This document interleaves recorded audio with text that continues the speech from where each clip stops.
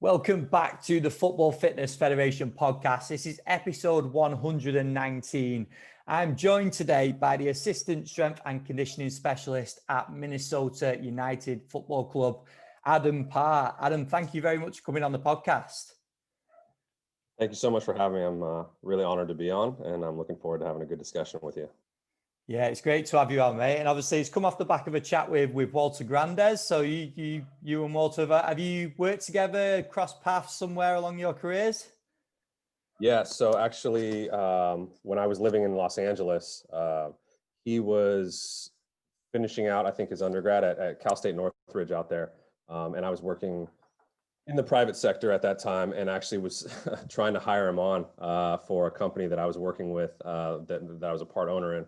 And so we got to know each other a little bit, and then ran into each other, I think, at the LA Galaxy Sports Science Symposium, and kind of have just kept in touch ever since. And he's reached out to me several times over the past couple of years when, and just we've had discussions regarding career moves and how to get into MLS and things like that, and just kind of where to go and what to do, and getting GPS experience. And I've been in a lot of the places that he was when he was kind of going through his process of getting to where he is now. So yeah, we've had a good kind of networking relationship over the years, and he's a really good dude. It's important that as well, isn't it? We've touched on that a lot in the podcast, to have people that you can reach out to and the strength of your network. And I know you've had a lot going on recently, Adam. I know that you've just come off the back of a super long drive, which I know you might touch on in a little bit. But do you want to just kick us off, mate, with your background? So where you've been, previous job roles, up to what you're currently doing. Yeah, absolutely. So I'm, like you said, I'm currently the strength coach for Minnesota United. And then I'm also, this past season, was the interim head fitness coach and also the sports scientist. And I'll kind of get into how that happened. I wound up doing 3 roles with the club. But in general, way back a while ago now, I did my bachelor's in kinesiology at San Diego State University. And then shortly after that, I wound up in LA. And I was working in the private sector there, but wound up getting a position as the sports science intern with a team in LA in Major League Soccer called Chivas USA, which actually no longer exists. And the ownership sold it, and new ownership came in and rebranded it as LAFC. So for those of you who follow MLS now, it was the former team before LAFC. So I was there for 2 seasons, working as a sports science intern and kind of an assistant to Jim Liston, who was the head of strength conditioning there. And then a new owner came in and kind of cleared everybody out, and that whole staff wound up going to the MLS team in Toronto, and they didn't have a full-time position for me up there, so I wound up not going.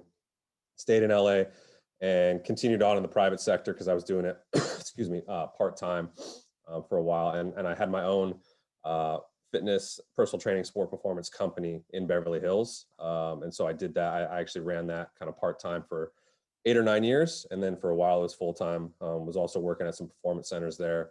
But really had the itch. I wanted to get back in the team setting, knew that was kind of where my passion lie. And so I wound up doing the Masters of High Performance Sport through Australian Catholic University, ACU, because I wanted to kind of upskill myself in a lot of areas that I had missed out on over the years from not being in the team setting, especially the sports science side and, the data management and load management and a lot of things that had kind of come about since I had been working or since I had left MLS. And then through that, wound up going up to a team in Reno, Nevada. And it was a second division team, and we were basically the feeder team into the Major League Soccer team in San Jose, the San Jose Earthquakes. And a buddy of mine who I'd worked with down at Chivas was the head athletic trainer at San Jose. And so he basically, we were talking at a sports science conference, the one in LA that I mentioned earlier. And he basically said, hey, we need a strength coach and a sports scientist with our team in Reno. And we'd love to have you kind of go there and it would fulfill an internship role. But basically you'll run the whole department, for your internship. And then as long as you don't screw it up, we're going to hire you on full time. And so I wound up being there for 2 seasons as the head of strength conditioning and data analytics. And so I basically did everything for the club. I was the only kind of performance person. And after the second season, wound up having some interest from some MLS clubs and interviewing with them, and was offered the role here in Minnesota with United as the assistant strength conditioning specialist, but basically the strength coach. And so I took that on, and I moved to Minnesota about a year ago. And then obviously we had this season that was unprecedented for a lot of different reasons.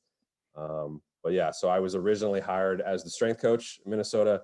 And then due to 2 staff departures, I wound up doing 3 different roles, the strength coach, the head fitness coach, and also the sports scientist. And so not exactly what I had signed up for when I first was offered the job there, but because of COVID and a hiring freeze because of any sort of budget issues, they basically said, hey, we need you to do all 3 of these roles for the rest of the season. And so I was prepared for it because I'd done, all of those roles before at lower levels and whatnot. So, I told them I could do it, and it was going to be tough, but, I wound up doing, I think, a pretty good job because we had the best season we've ever had. This was the 4th season in Major League Soccer.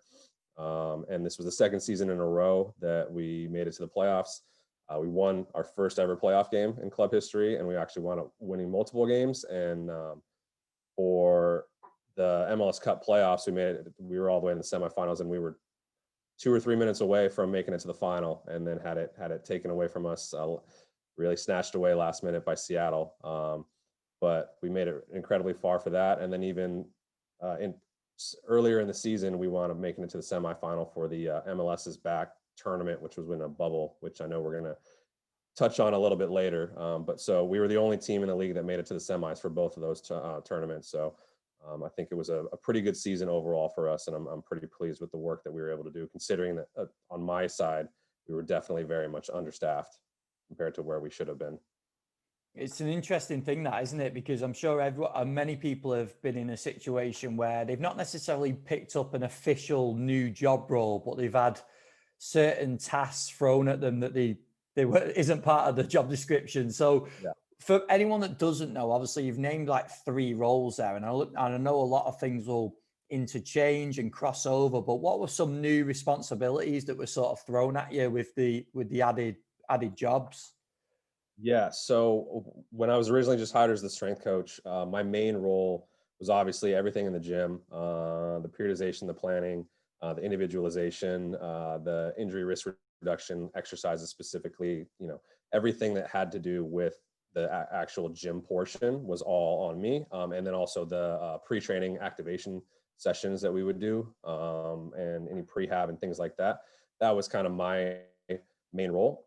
And so then when I was told that I was going to be doing the other 2 positions, as far as the fitness coach, that meant now I was going to be doing all of the warm-ups for all of the on-field warm-ups at least. And then also any sort of fitness programming based on, whatever we were doing within the training sessions and where we were. Generally I like to use the mass scores to program the fitness, but kind of programming that, planning that, and then, excuse me, also after training, doing, being responsible for any top offs, whether it's sprint distance, high speed running, things like that. But then also planning the sessions with the coaching staff, getting together and kind of doing the periodization process as far as where we wanted to be loading wise, what, if we wanted to focus more on, opening it up high speed running that day, or if we wanted to have it, more intense and focus more on XLs and decels.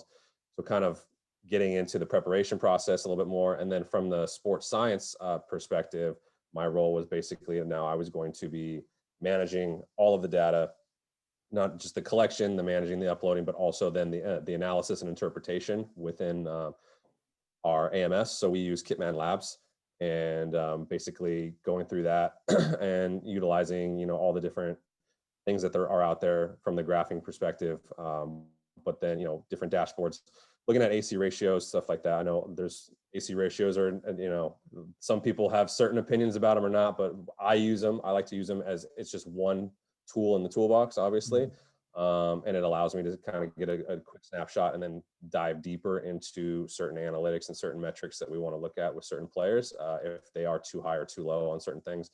And so just kind of doing all that, analyzing it, and then creating a daily report to the coaches to sum up training, but also sum up the week, where we're at within the week, the weekly accumulation of everything, where certain players are, and then recommendations for kind of what should be next for the next couple of days of training. And so all of that stuff is stuff that kind of got added onto my plate that wasn't there at the beginning of the season before the shutdown with COVID, and then before my two staff members left.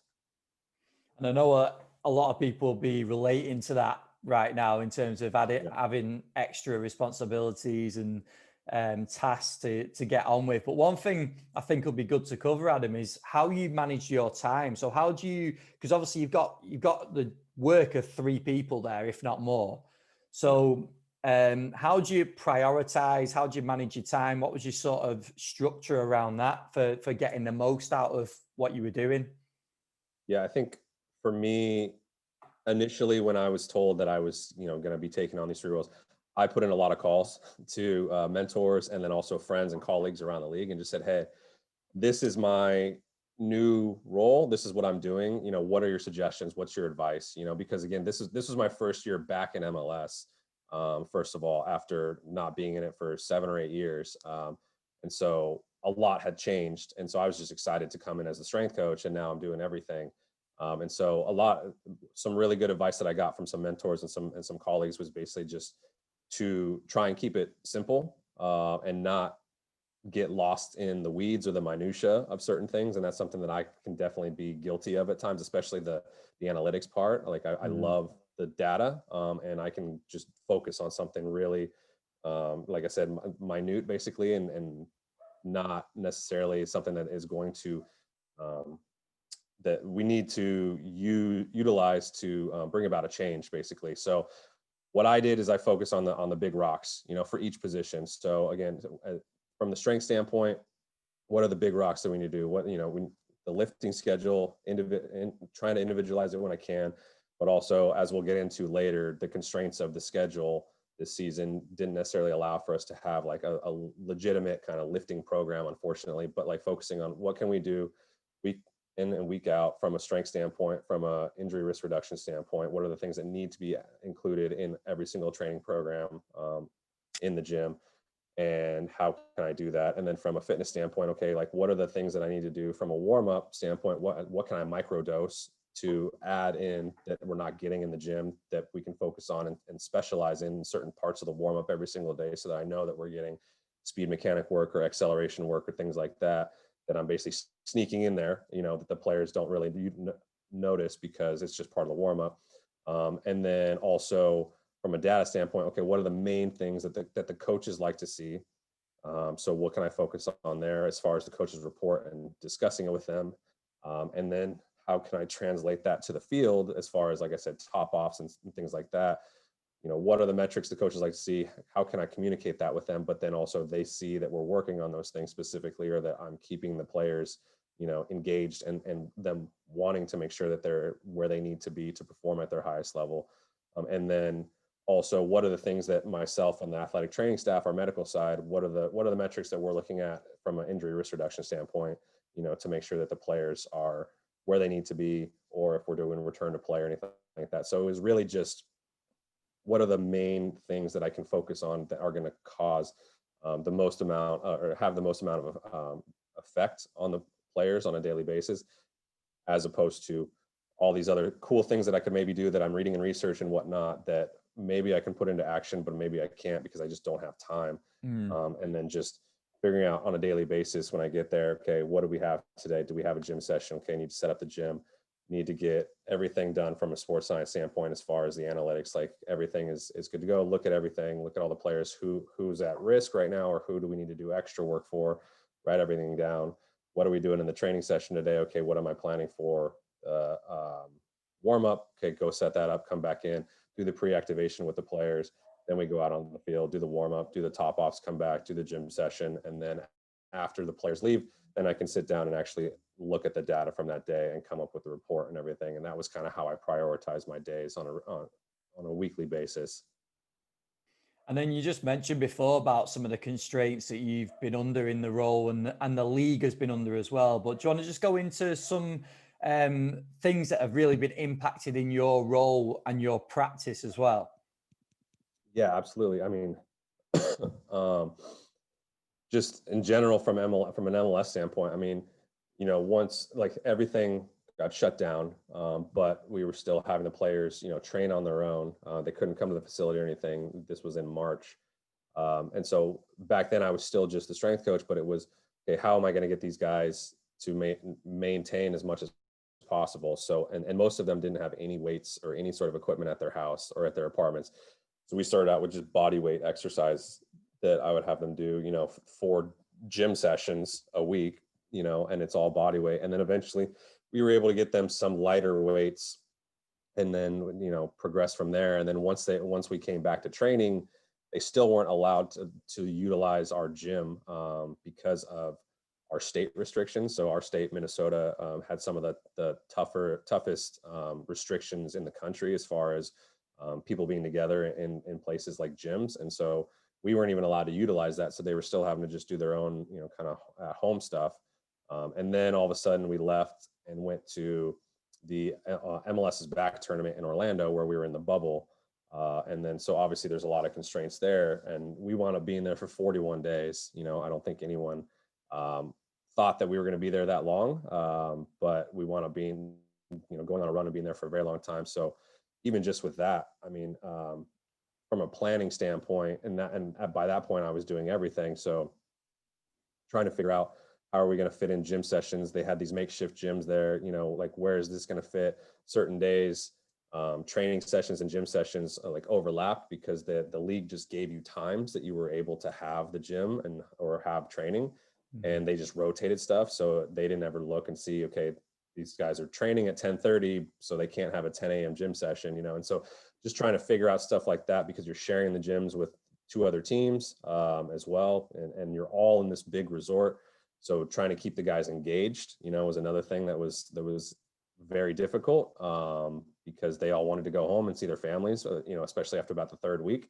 And so just things like that. But then even just once we left the bubble, and continued the season, the biggest thing was just the fixture congestion. I mean, we would have, 5 games in 15 days and then a week off, and then another 5 games in 15 days. But and the games were all over the place. Sometimes we play Saturday, sometimes Sunday, sometimes Tuesday, sometimes Wednesday.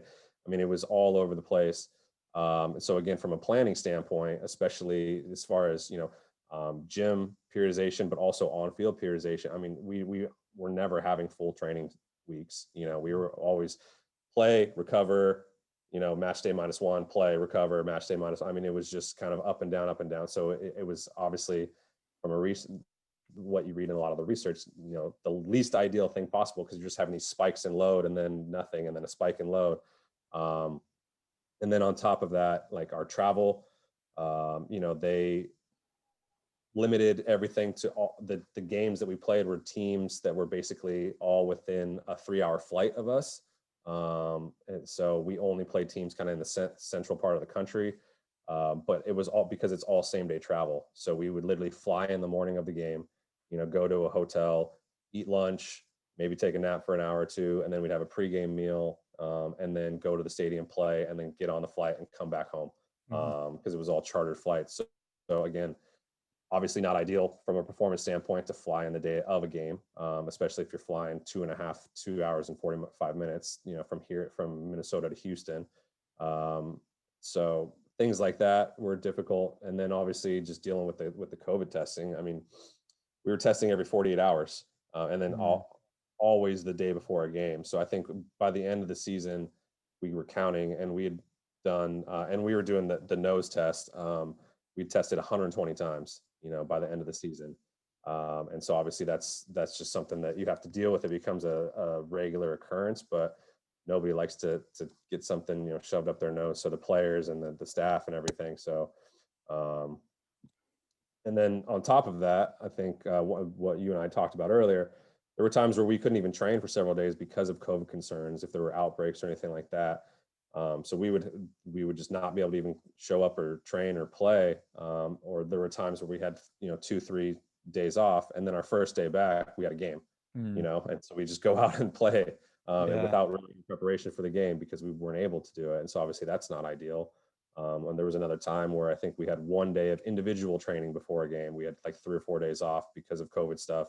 And then the guys came back and they had to be separated, into like 20-meter blocks basically and do an individual training session. And then the next day we would go and play a game. So again, not ideal from a preparation or performance standpoint. But that was just the reality with the 2020 season in MLS. And so even from a planning standpoint, like I was saying earlier, I think our state was pretty strict on our regulations. So there was stuff like, even when we could get back in the gym, we couldn't have everybody in the gym at the same time because there was too many people in a small space. And so, have to get creative with what you do, come up with groups for gym sessions. And so they'd have times that they had to cycle in and out and be done by. And so you couldn't really linger. And so it caused some guys to stay there longer, some guys to, be working out with guys that they, aren't necessarily used to working out with or whatnot. It was just trying to get creative and make sure that everyone was able to get things done that they needed to, even on a recovery standpoint, cycling and certain recovery stuff. We weren't allowed to use our ice baths in our locker room. So we had to get portable ones and put them outside. And they were the individual ones and like fill those up at times. And obviously in Minnesota, it can be really cold, pretty early on in the year. So the guys are sitting in an ice bath and it's basically, below freezing already, and so that's not exactly where they want to sit in an ice bath. And so just little things like that, just trying to come up with stuff and get creative with the pre-training activation sessions. We had to do them in like kind of a turf area so that we could have everybody, in there at the same time because it was an open space but it's not ideal. So just a lot of little things like that where, in a normal season, you wouldn't have to deal with any of this, but this year it was kind of par for the course, no pun intended. Yeah, and it seems now that, especially in the UK, everything that you've touched on there, fixture congestion, all the testing, the positive test, that's where we're at currently. So this will hopefully be not good timing because obviously no one wants to be going through it, but hopefully it'll be quite relatable to a lot of coaches. The other thing I was going to ask Adam just on that was, what about lessons from 2020? Because I know it's been a crazy year and it's obviously continuing in 2021 as well. But what about when we do get past this and we get back to a little bit more normality? What are some key lessons you're going to take forward into your practice? Yeah, I think the biggest lesson for me that I've learned this year is to be adaptable, and in a lot of different ways. But I mean, first off, no one was planning for the pandemic, obviously. And so the season was stopped. Players needed to keep training. So again, like I talked about, the gym sessions were completely different and not ideal. The guys were doing their own fitness stuff, like we had programming, but it's on them to go do it, and they're reporting to us that they're doing it, but we have to trust them. And they had to do that for like 2.5 months, until they finally were able to come back. And then obviously, the MLS's back tournament, we're there for 41 days. Nobody wanted to be there, stuck in a hotel resort where you can't leave for 40 days. And then on top of that, the condensed season, it was the most fixture congestion ever. I think I was talking to somebody recently. I think it's almost 2 times as much fixture congestion as there's ever been in MLS this year, because they condensed the season so much at the end. And so obviously all the preparation, annual planning for a normal season, that all goes out the window. So you have to roll with the punches, plan things accordingly. And as I said earlier, you have to get really, super creative. And so you have to be adaptable when it comes to all that and not be so rigid and structured and think, okay, everything I had planned, is still going to work, because it's not going to work. You have to learn, you have to be able to change stuff. There were times for us with our schedule, they were only rolling out our schedule 6 games at a time. So there was no way to plan a couple months in advance, what you're going to do or where you're going to be in, if you're going to be able to periodize or whatnot. Like you basically would get 2.5, 3 weeks worth of games, and that's all that they would give you. And then you would have a week off, and then they would give you another six games. And so you never had any idea when you were going to be able to do, pretty much anything from a performance standpoint. So again, it's learning to just kind of be able to roll with the punches and do things on the fly. I think was one of the things that I learned the most. And also just having to be adaptable when it comes to the role with the club. Obviously, as I touched on earlier, This was my first year with the club, my first year back in MLS after a while. And then I go from being just the strength coach, where I'm responsible for the gym stuff, to doing all three positions in the performance department. And so, like I said, learning kind of how to prioritize what's most important for each role and focus on the big rocks. Because, if I didn't, then I could have, like I said, easily gotten lost in the weeds, and I would have lost the players, and I think that's the other thing. The biggest lesson was for me this year, the biggest lesson when it comes to what I was doing on a daily basis, the most important thing was getting buy-in from the players. It wasn't necessarily what I was doing in the gym, on the field, from a evidence-based standpoint or anything like that. That the research that I was reading or trying to implement, like, it was literally get the buy-in from the players, because this was my first year with the team. They only had known me for about 2 months of preseason, the first 2 weeks of the season before everything got shut down, and then we all went our separate ways while we were all in lockdown. And then the next time they saw me, was when I took over everything.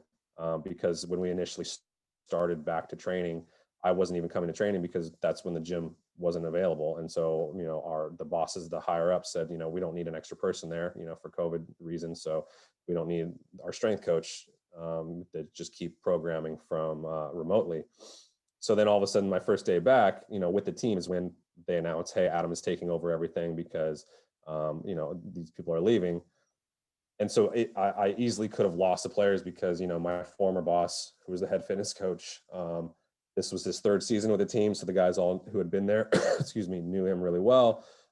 They knew the sports scientists really well. This was his third season with the team too. So it would have been very easy if I'd come in and said, okay, we're changing this or we're doing that differently or whatnot, for the players to just say, well, screw off. Like, this guy, we don't really know him that well. Like, we don't trust him. And so what I needed to do was really win them over and show them basically that I was in their corner and not necessarily the coaches, even though, strength coach is in the title. I needed to kind of show them that everything that I was doing, from the gym work to the top offs on the field, to, the fitness programming, et cetera, was for their benefit from a performance standpoint, but also from an injury risk reduction standpoint. And it was never as punishment, because I know a lot of players feel like when they have to do extra work or when they're asked to do certain things, that it's a punishment thing, and it's coming down from the coaches. And I'm sure that there are situations where that is true.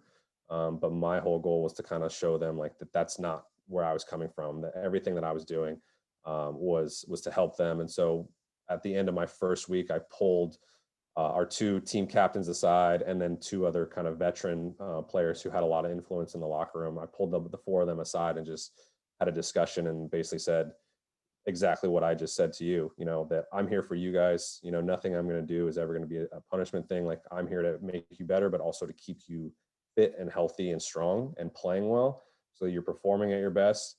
If you're up for a new contract, you can earn that new contract, that you're going to, have your best performance as far as number wise this season, like whatever it is, whatever your goals are, like, I'm here to help you. And I think that went a long way, because that was right before we left for the tournament in Orlando. And then being in Orlando, we were around each other all day, every day for 40 days. And so then I could pull certain players aside here and there, talk to them a little bit more, and get to know them on a human level. And I think once I did that and was able to relate to them, and again, they saw, like, hey, this is a good guy. He's a cool guy. Like, and he also has my best intentions, at heart. They really kind of opened up. And by the time we were finishing up in Orlando, I think I had pretty much the whole team bought into what I was doing. And so it made the rest of the season, once we got back to Minnesota and had all these different constraints on for the regular season, it made my job a heck of a lot easier, because everybody kind of knew who I was, what I was about, and what my role was and what I was doing, and that it was for them. And so when I asked them to do stuff, I rarely got any kind of dissension whatsoever. It was more just like, okay, yep, I'll do it. I got you. No big deal.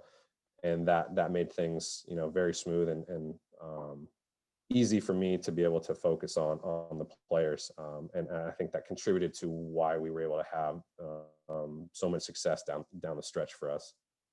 Yeah, it's really interesting that, isn't it? And I think a lot of people will be able to relate to that in terms of taking some positives out of like bubbles and lockdowns and things like that. It has gave us a bit of extra time to get to know the people, not the players so much, isn't it? And I think that is so important.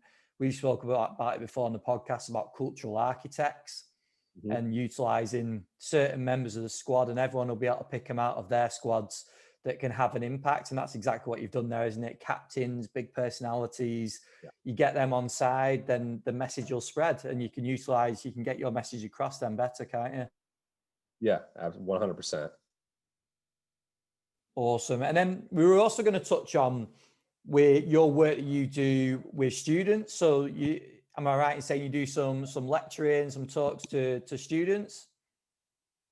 Yeah, I just started doing that fairly recently. I think past few years I've come in as a guest lecturer at USC in Los Angeles as part of their Master of Sports Science program. And that was just through some connections that I had there. I was asked to give a talk, and I really enjoy speaking to students, whether it's undergrad or graduate students. It's something that I've become a little bit more passionate about, I think. And so during the lockdown, actually, I reached out to all the local universities in Minnesota and then a few other ones that I have some connections with, and just said, hey, this is who I am. This is my experience. If you would like me to come in and talk about anything in the performance realm or high performance or sports science, whatever you want, I'd be glad to, because I'd like to expose these students to it. Because unfortunately, from my standpoint, here in the States, we don't necessarily do a good enough job of exposing our students, especially undergrads, to the field of just performance in general, or even sports science and the data and the analytics. It's very, from my perspective, when I was coming up through, it was very much, kinesiology or exercise science, or maybe there's a track that's just S&C. Mhm. And even master's programs, a lot of them are just S&C, or just general kines or general exercise science. And when I was looking around at a lot of different ones, there weren't a whole lot of master's programs that really included that sports science component, which is something that I was really, really interested in from my experience back in LA when I was working with Chivas. And so that's why I went did my master's through the university in Australia, the ACU. And so one of the things that I'm trying to do here in the States as much as possible is just let students know, hey, this is something you can do. And this is what I do on a regular basis. And this is what it's like to be an applied sports scientist or an applied strength coach or, performance coach, whatever the title is that you want to call it. And I've had a lot of real positive responses from it. And so it's just something that I've been doing a lot more. And hopefully, there's more people like me out there that are trying to, pass that knowledge on. And it's more just, hey, this is an avenue that you can take if you like performance, if you like numbers. You don't necessarily have to be the gym guy or girl. You don't necessarily, you can be a head fitness coach, you can be the sports scientist, you can be a data analyst, you can, there's a lot of different routes you can take, and just kind of trying to let them know that it's not just physical therapy or occupational therapy or, personal training. Like there's a Mm. lot of different things that you can do within under this umbrella. And so that's something that I've really focused on the past couple of years, which has been great. And obviously, without referring to everything that we've covered so far on the podcast, because I'm sure there's plenty of lessons that students can take from everything we've touched on so far, we were going to talk about some advice from yourself that you potentially have spoke about already, or that you would give to students, whether it's postgrad, undergrad, to thrive in like a high performance environment and to make sure that they're ready to be able to cope with everything that we spoke about in the podcast so far.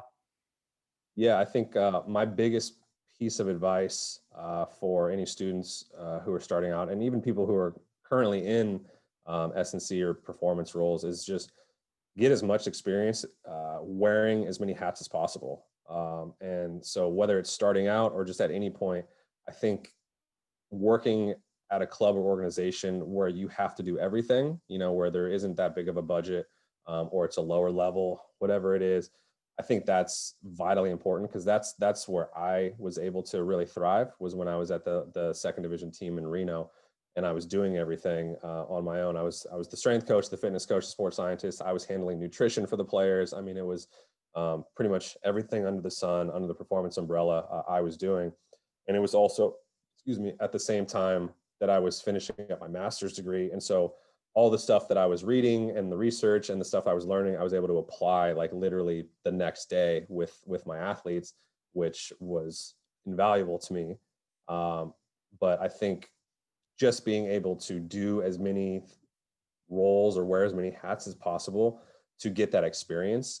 You don't necessarily have to specialize in all of those different areas, but I think it makes you more employable in the future. And I think I know for a fact that that's part of what got me the job in Minnesota. You know, I got hired as a strength coach, but my bosses, part of the reason why they were so keen on bringing me in was because I had the experience of doing all of those other things. And so that way, like, like me, like you get hired as a strength coach, but you're capable of assisting in all the other areas. So you're capable of assisting in the sports science and the data standpoint. You're capable of assisting in the fitness programming, or the warm-ups or whatever else you're doing. And so you can help your fellow colleagues that you're working with and assist in those areas. But then also if something happens like 2020 and, people leave and it's COVID and whatnot, and you have to do everything. Like I was able to do everything because I had the experience of doing everything. If I had just come in where I've been specializing in just the gym standpoint for the past several years, or just the sports science standpoint, and then they asked me to do everything else, I would have had the experience, excuse me, and I don't think I would have been anywhere near as comfortable trying to do everything as I was this year because I had done all those roles at lower levels. And it was just like, okay, well now it's a much bigger club and there's more at stake and more on the line, but I can do this. And I was able to. And so I think for anybody starting out or anybody, any point in their performance, career, having an experience where you're able to do as many things as possible, I think is only going to serve you better in the future and make you more employable. Yeah, 100%. I fully agree with that as well. Adam, we'll move on to some of our quick fire questions on the end of the podcast now. So the first one being, who are some of the biggest influences on your career so far, whether that be mentors, peers, like who are some standouts for you? Yeah, I think from a mentor standpoint, I've been very lucky and had some great ones. My first mentor was, I think I mentioned him earlier, his name is Jim Liston. He was the strength coach at Chivas USA. And then when he went to Toronto, he's the head of sports science there and has been for the past 4 or 5 seasons. And he's a legend in MLS. He's been working in MLS for 20 years. He was the strength coach of the LA Galaxy back in the day and won a lot of things there, and then went to Columbus and won a title there. And then he was with me in Chivas and then went and did the head of sports science in Toronto. And they've been a powerhouse for 5 years or so, and had a season where they won the treble a few years ago and made it to the final of CONCACAF Champions League. So, I mean, he's fantastic and has always been great. And then more recently, one of my mentors is this guy named Ron Chenault, and he was the head of performance at San Jose when I was working in Reno. And so because we were the affiliate, basically everything that I was doing from a performance standpoint, we were kind of copying what they were doing in San Jose so that we could filter everything, top down, so that everything from academy to our second team, which is what I was in Reno, to the first team, it was all very similar. So the players got used to doing the same things. And then we had the same processes and structures in place. And so he was very influential on a lot of the things that I'm still doing. And he's now currently the head athletic trainer for the U.S. men's national team. And then my current biggest mentor right now, who I've been lucky to work with and not work with, but have as a mentor in the past couple of years, his name's Darcy Norman. And he's currently the head of performance for the U.S. men's national team. Before that, he worked for the German national team for a long time, winning the World Cup with them. And he was at Bayern Munich for several years. And then he was the head of performance at AS Roma. And it just so happens that when he left Italy and moved back to the States, he lives outside of Tahoe in California. It's about a 35-minute drive from Reno.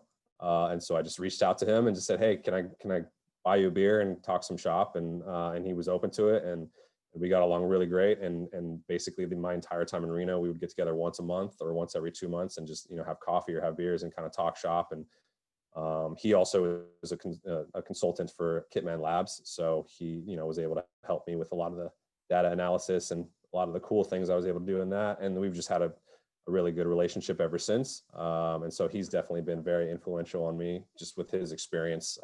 It's been vital. As far as non-mentors, I think one of my biggest influences is Brett Bartholomew. If you're familiar with him, obviously he wrote Conscious Coaching, and he has the Art of Coaching website and everything. I, excuse me, actually, when I was working in the private sector in Beverly Hills, I actually got to train alongside him at this like boutique kind of celebrity gym that I was working at. And he was there too, training clients privately. And we got to work alongside each other for about 6 or 7 months. It was at the time that he actually released Conscious Coaching before he left and moved to Georgia. And so we got to know each other pretty well. And I'm to this day probably the best strength coach I've ever been around as far as just what he does and his organization and everything. But from a kind of a psychological and sociological standpoint, everything that he puts out from the conscious coaching standpoint has been very influential on me as far as getting buy-in and just, again, like I talked about earlier, being able to relate to my players and all of his educational pieces that he puts out, I think are fantastic, in his podcasts. And so I'm a big fan of his, and he's a good buddy of mine. So that's great. And then I think research standpoint, a couple of influences for me, Stu Cormack, who is pretty big in the S&C space and has had a lot of research. He also is one of the main professors at my program at ACU. And so I got to learn a lot from him and meet him several times when I went out to Australia. And then when he came out to the States, and a lot of the research that he does on the S&C side has kind of been big for me. And then also from a research standpoint, I'm a big follower of Martin Buchheit and all of the stuff that he's put out while he was at PSG and before that. And then, now I think he's actually with Kitman Labs now too, I believe. But yeah, a lot of the stuff that he's put out from a fitness standpoint, I think has been very influential on me. So I'd say those are all the biggest influences for me so far.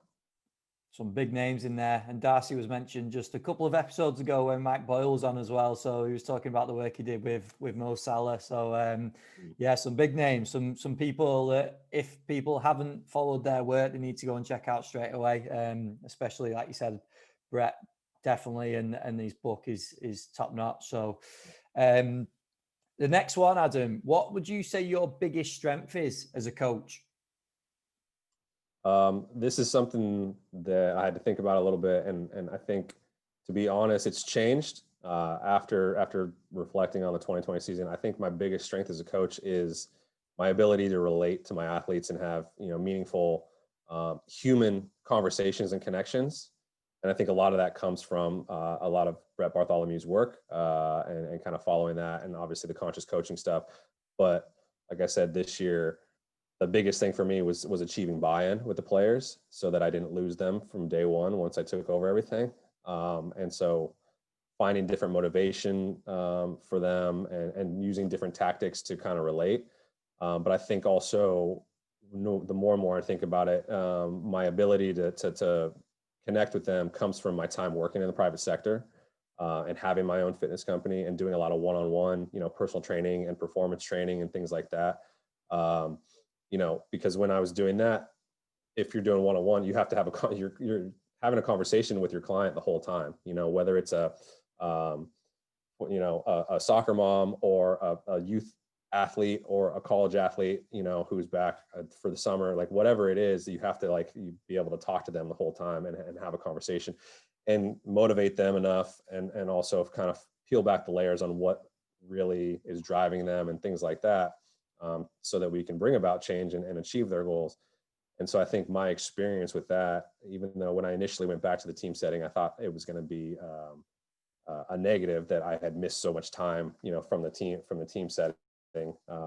Now that I'm looking at it, I think that that's a huge positive and a huge plus. And that's part of why I'm able to connect with my players so much, is because I have so much experience just having conversations while people are going through their gym sessions and whatnot. And so now I'm able to do that, whether it's during a lift, whether it's on the field, in the hotel when we're there, for 40 days or whatnot, just knowing how to connect with someone and how to have a conversation. And it doesn't necessarily have to be about soccer or what we're doing performance wise. It's, excuse me, how's the family? Like, what's going on here? What's doing that? Like, what, and even stuff like when on the morning questionnaire, when you see that somebody has, put a 2 as far as their sleep instead of their normal 4 or 5, what's going on? Oh, the baby was up all night. Okay. Little things like that, where it's just, having normal conversations, I think has become my biggest strength, in this past year. And I just realized that recently. So it's been a good thing.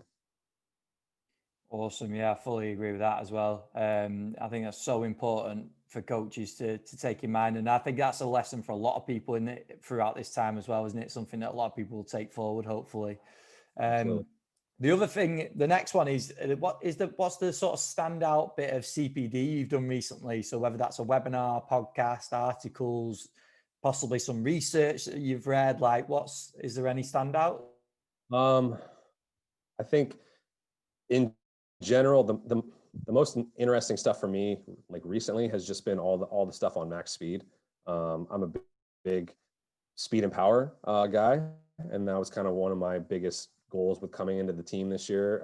If it had been a normal season, was to really try and improve the majority of the team's speed and power over the course of the season. And so just a lot of the stuff that's coming out showing that, max speed and getting the exposures to, 95% and above and things like that, like multiple times a week or at least once a week. And the reduction to injury risk that helps with, and combining that with Nordics, I think is very interesting for me. So I like reading a lot of the research on the max speed, but as far as the CPD, I mean, I did during the lockdown, I did the Altus Essentials course, and that was great. I like a lot of the Altus stuff, and even relating to some of that speed stuff, just finding different speed mechanics and different drills and things like that I can, again, microdose within warm-ups, on the field and stuff was really good for me. I really enjoyed it, and it made me excited for their Need for Speed course, which I'm planning on doing in the next couple of months. And so again, that relates back to the max speed stuff. That's something that I'm a bit of a nerd about, and so I love it. And so I think that's kind of where I'm focused at right now as far as all the CPD stuff. And then again, like I mentioned earlier, most of the stuff on Brett's site at Art of Coaching, I've pretty much done almost all of it.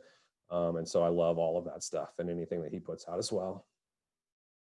Brilliant. And then the final one, Adam, is the same question, but for a coach and a player. So I know we've touched on it before in terms of what your strengths are, but what would you say the most important traits that a coach should have, and then also that a player should have, that make them someone that you can work with and get good results with? Yeah, I think, again, this is something that probably has changed after 2020, but for me, the most important trait or characteristic to have as a coach is just being adaptable. And like I talked about earlier, being willing to change things on the fly, to not be rigid in your planning process or your structure, the way that you're trying to progress athletes or the team throughout the year. I think, because there's always going to be things that come up. There's always going to be changes to the schedule. There's, or there's going to be stuff that comes down from the coaches that, flies in the face of what you're wanting to do. And I think the more you're willing to be adaptable and kind of be willing to change things and not necessarily compromise on what your beliefs are, from an evidence-based standpoint, but how can you work within those constraints and be creative and be adaptable, I think is the most important characteristic that I see for right now. And I'm taking a lot of it from my own experience. And then I think for a player, thinking about it, I think it's being willing to learn from your mistakes, and whether that's on the field, in a game or in a training session, whether that's in the weight room, whether it's in the locker room with your fellow teammates, whatever it is. I think being humble enough to admit that you've made a mistake or realize that you've made mistakes, but then also being willing to learn and say, okay, I'm going to change this. So whether if it's on the field and you made a mistake in a drill or whatnot, learning from it or working on it, making sure that you're going to do it again. Or if it's, you come back from off season and you're not necessarily as fit or as strong as you should be because you didn't follow the program that well. Okay. I had a few players who admitted that to me. And so now that we're in the off season now, They asked me to check in with them more regularly and keep up on them, and that came from them, and they had to recognize it. And so now, I've been checking in on them, and they've been both of the guys who I talked to are really adamant that they're doing a good job, and they're going to come back, in a really good place for next year. And so they had to have some humility there and admit that, they didn't come in the right place this year, and it might have affected their performance a little bit. And so things like that, I think overall, and then even, like I said, just in the locker room, relating to your fellow teammates, talking to the other staff, whatever it is, like just being able to admit when you've made a mistake and realize it and kind of course correct, I think is what makes a good pro, to be honest. Brilliant. Awesome information in there, mate. I think that, like I say, it's very relatable, a lot of stuff that you spoke about. And I really appreciate you coming on and giving up your time, because I know, like I said, you've come off the back of one hell of a journey across the country and also off the back of COVID as well. So big thank you for you to giving up your time and coming on, mate. Is there anyway, just finally, if people have got questions, or they want to reach out to you, they possibly want to follow your work, or maybe even get in touch, where we said about the students getting in touch and getting you in to speak, like where's the best place to contact you?